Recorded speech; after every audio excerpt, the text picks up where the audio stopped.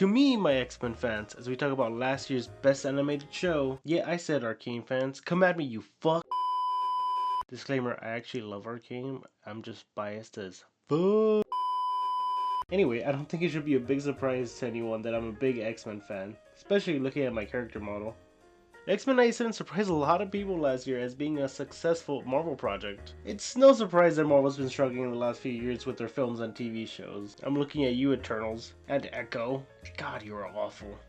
But not only did Marvel successfully bring back a show that had no hope of returning, they also made some of the best X-Men media to have ever existed, bringing back a beloved show for new and old fans alike. On that note,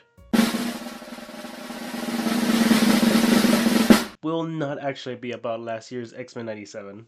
What?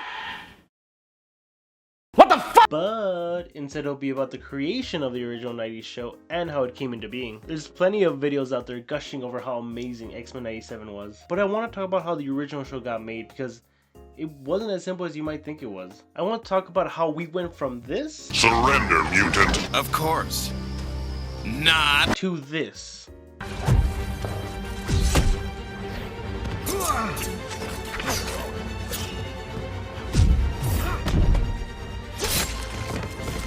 Because believe it or not, Fox Studio at the time didn't even think this show was going to be a success. So it doesn't matter if you're an old or new X-Men fan, stick around as I go over all the claws that were popped to get this show greenlit.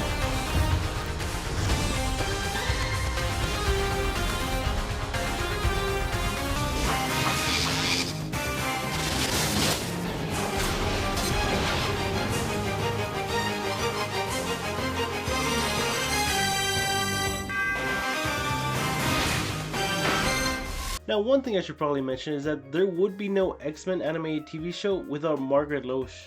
Now, if you don't know who she is... What's wrong with you? But in all seriousness, this woman is a literal goat. Because not only was she the president of Marvel Television at the time, but she also became president of Fox Kids. She's got plenty of other amazing TV shows under her belt besides just X-Men. That being said, she took the X-Men project from studio to studio trying to get it made, but no studio wanted to take the risk. They would say, no, it's too complicated for kids. No one knows what a mutant is. What the heck is an X-Men?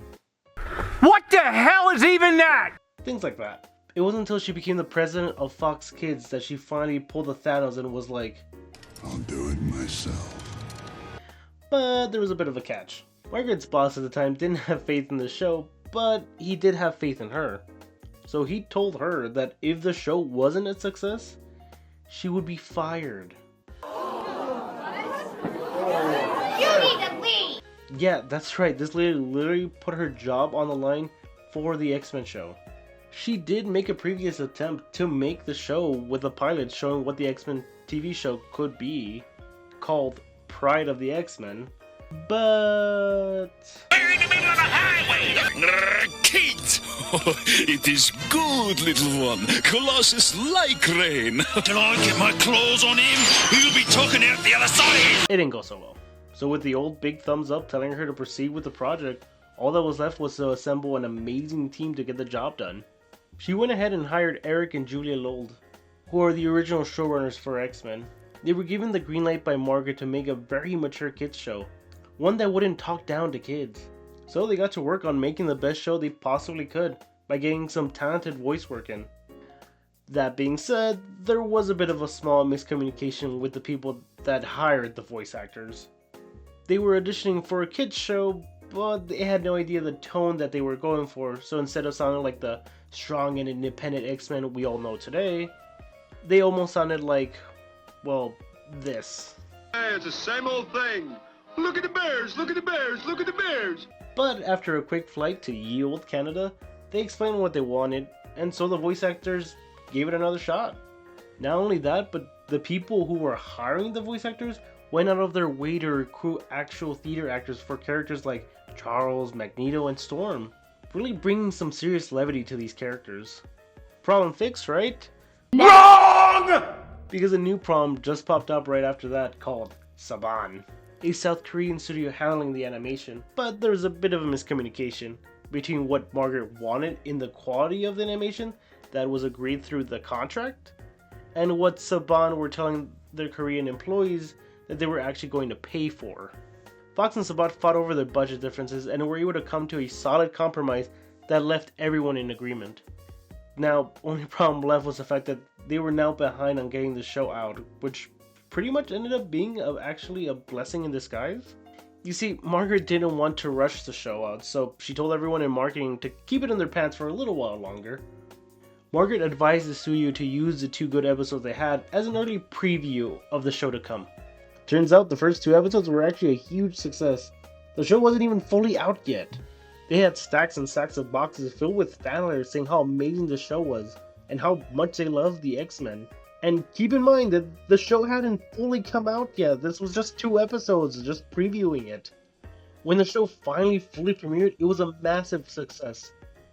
Then Fox immediately asked the team to start on a 2nd season, but not before letting them go and trying to hire them all back again.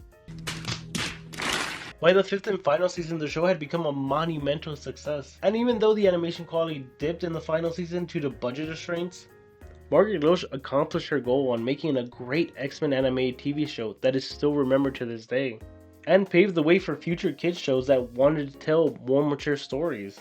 X-Men was sadly still before my time, but I would catch the reruns on the Disney Channel. By the way, does anyone remember that weird Disney X thing with a weird anime eye in the middle? No? Just me? Alright. But even though it was before my time, X-Men was the whole reason I got into comics in the first place. But now I want to hear your thoughts. What's your favorite X-Men medium? Is it the comics, the movies, the games? As well as telling me how much more you love X-Men 97 or Arcane. Please be civil. And with that, folks, I bid you farewell. And remember, always bet on Geek.